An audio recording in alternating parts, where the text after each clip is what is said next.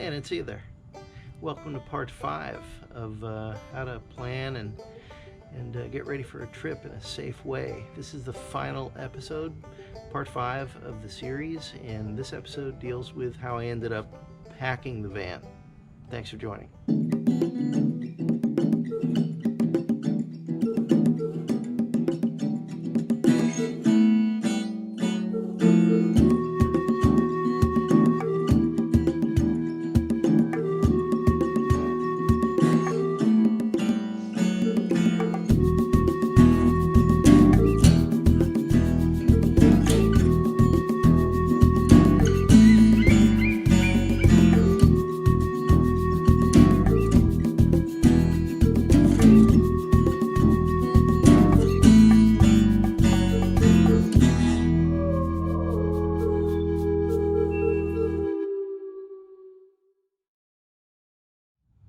So here's what I did to pack the van.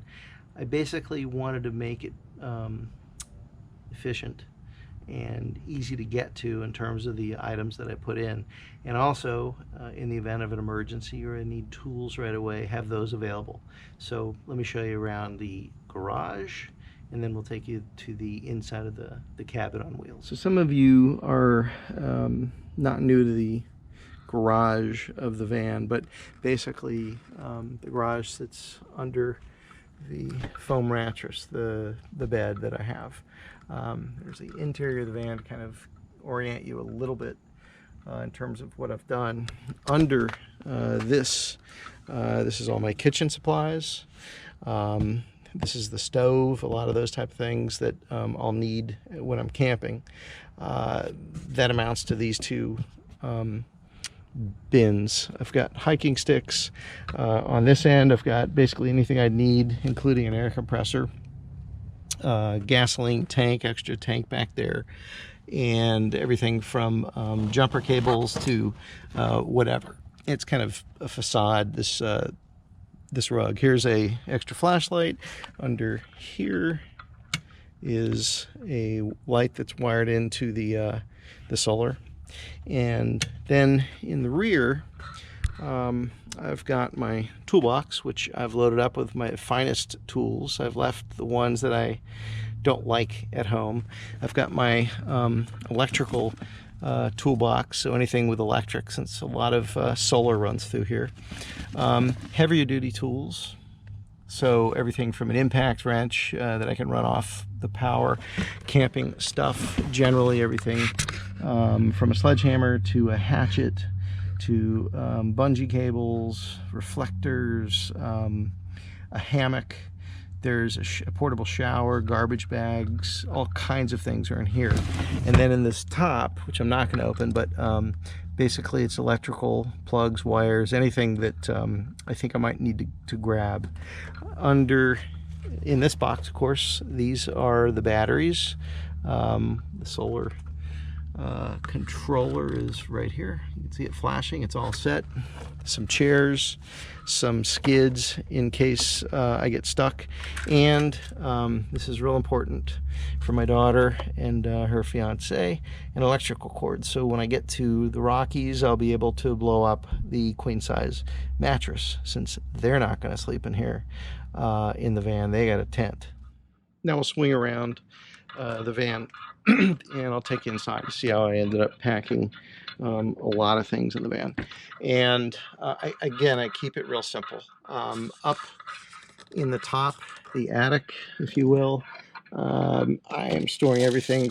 Basically, it's going to be Reflectix for all the windows. I've got extra sets of tools back there, which are helpful. I like to keep them where they're handy, where I can grab them. And there's a lot of room up here. So I'll be able to tuck a lot of things away that I just may or may not use. I've got my toiletries, medications, like it's pretty simple. And then up in this area, everything from underwear, heavier jackets, rain jackets, even swim trunks. Yeah, I might go swimming out in the Rockies. Pants. A lot of the heavier duty gear for warmth. That is above the bench. The bench has all kinds of gear in it. I'm not going to show you, but you'll have to trust me. It's got a tent, a full-size queen blow-up mattress. All the necessities for a campsite are under that bench. Here are some books. Behind the books, there's room for wipes, things like that, that I'll be using to just keep clean. I've got room for more books. These are all, by the way, field guides. I've got my headset for Bluetooth. I've redone the batteries. All the batteries are new, and the carbon monoxide and smoke alarm. My snails are still up there. And above the bed, I've got my the dream catcher. That's where I'm keeping my hat. And the bed is a new item. I went ahead and purchased a heated blanket, 12 volt, that fits into the system, and I can control that. It's got an automatic on and off, 30 to 45 minutes. That should keep me toasty in the 30s. Behind this curtain, I have not yet filled it to capacity, but obviously there's a lot of room. That's behind the gear that I showed you from the outside, the kitchen equipment, which are in those two boxes there. Behind the staircase to the bed, these are going to be drawers that Karen will use for all of her clothing. I keep those in the drawers. She's a little more important than I am. My stuff will survive above the bench.